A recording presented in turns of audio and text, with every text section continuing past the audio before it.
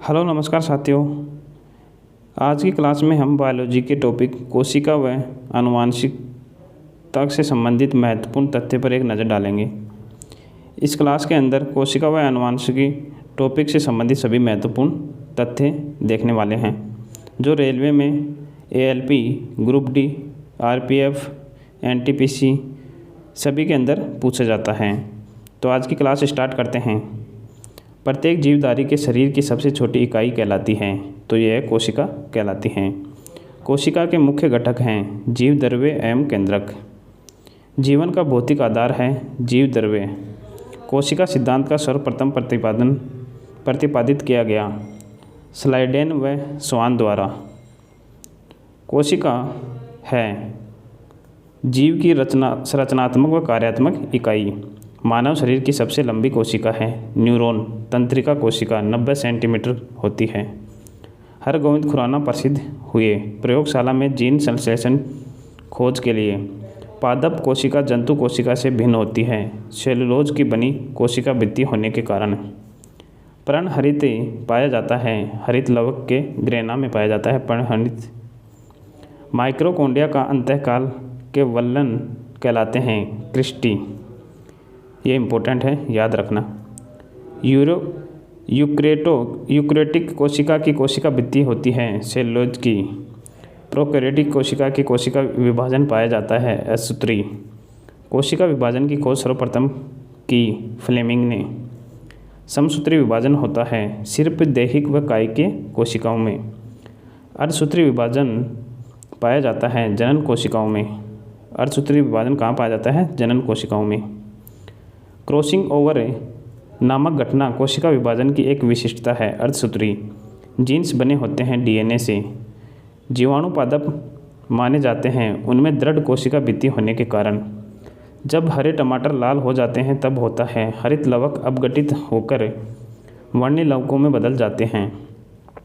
जीवाणु के आनुवंशिककृत पदार्थ हैं जो क्रोमोसोम्स से बाहर होते हैं प्लासिपिड। अगला है अर्धसूत्री विभाजन के दो विभाजक हैं न्यूनकारी विभाजक एवं सूत्री विभाजक। कोशिका विभाजन में सेंट्रोमियर का विभाजन होता है समसूत्री। कोशिका विभाजन जैव विकास में सहायक होता है अर्धसूत्री। पेंटाइड बंध होते हैं एमिनो अम्लों के बीच।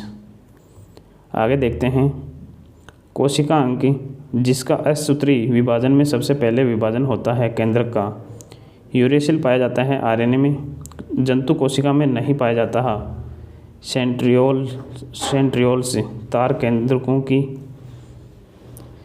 एक न्यूक्लियोटाइड बना होता है नाइट्रोजनी बेस पेंटोज शर्करा तथा फास्फेट का।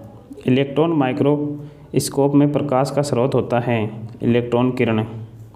DNA कुंडलित रचना का प्रतिपादन किया वाटसन एवं क्रिक ने। एक जीन एक एंजाइम को धारणा प्रतिपादित करने के लिए कौन प्रसिद्ध है? बीडल व टेटम।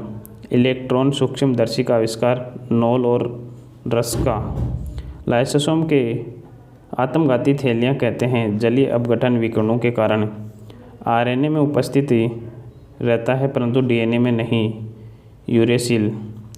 वे अंगक जो कोशिका के ऊर्जा ग्रह कहलाते हैं और जिसमें ऑक्सीजन अभिक्रिया होती कहलाती है माइटोकॉन्ड्रिया। वलकुट की कुछ कोशिकाओं में अभाव होता है पर्णहरित का। प्रोटीन्स का निर्माण होता है एमिनो अम्लों से। जीवद्रव्य में होने वाली असंख्य रासायनिक परिवर्तन होते हैं एंजाइम द्वारा। आगे देखते हैं। अगला टॉपिक है आनुवंशिकी।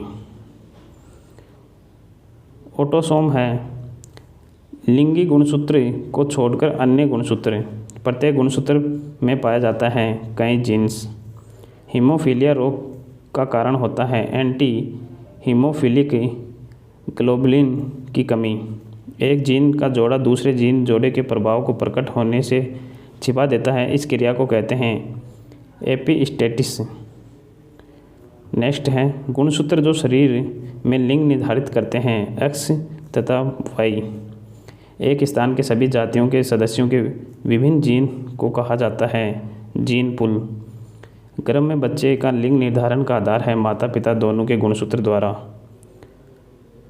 प्लावमान जीन के सिद्धांत का प्रतिपादन किया बारबरा मैकलिंटोक ने। एक पीढ़ी से दूसरी पीढ़ी में आनुवंशिक गुण द्वारा ले जाए जाते हैं क्रोमोसोम द्वारा। जीव विज्ञान की शाखा जिसमें मनुष्य के वातावरण को सुधारने को नस्ल सुधारना कहलाता है यूथेनिक्स। जीव विज्ञान की वह शाखा में आनुवंशिकी द्वारा मनुष्य जाति के सुधार करने की बात कही गई है यूजेनिक्स में। जीन्स को वर्तमान नाम देने वाला वैज्ञानिक है जॉनसन। यदि एक हीमोफिलिक पुरुष तथा एक सामान्य स्त्री का विवाह हो तो संतान सामान्य होगी। कलर ब्लाइंडनेस बीमारी कहलाती है वंशानुगत। इम्पोर्टेंट क्वेश्चन है, याद रखना। एक वर्णांध व्यक्ति में खालिस्तान रंग का पहचान नहीं होता, हरे व लाल। जीन होते हैं डीएनए का एक भाग। मोनोसोमिक दशा में XO मानव जाति कहलाती है टर्नर सिंड्रोम। एक जाति के गुणसूत्रों की अगुणित संख्या को कहा जाता है जीनोम। मनुष्य में लिंग सहलंग लक्षणों का वंशागति मुख्यतः होती है X गुणसूत्र से। मनुष्य में त्वचा के रंग नियंत्रण करता है पॉलीजेनिक प्रभाव। O वर्ग के व्यक्ति का रुधिर दिया जाता है AB वर्ग के व्यक्तियों को। मेनली रिकम्बिनेशन का कारण है जीन का स्वतंत्र अपव्यवन। आनुवंशिक का प्रथम नियम बनाने वाला वैज्ञानिक है मेंडल। इम्पोर्टेंट क्वेश्चन है, याद रखना। डाउन सिंड्रोम में क्रोमोसोम की संख्या होती है 21वें जोड़े में एक अधिक अर्थात 47। किसी व्यक्ति के रुधिर वर्ग का निर्धारण होता है व्यक्ति के जैविक घटक से। मनुष्य में गुणसूत्रों की संख्या होती है 22 जोड़े ऑटोसोम व एक जोड़ा लिंग क्रोमोसोम। अगला है फिनोटाइप्स कहलाता है किसी प्राणी का शरीकी लक्षण। हीमोग्लोबिन रोग, आनुवंशिकी, लिंग व लिंग सहलगन। इम्पोर्टेंट क्वेश्चन है। एक सामान्य मानव शुक्राणु में ऑटोसोम की संख्या होती है 22। मेंडल ने अपने प्रयोगों की रिपोर्ट का प्रकाशन करवाया था 1866 ईस्वी में। जीवाणु तथा हरित शैवाल कोशिका में होता है केवल एक सहलगन समूह।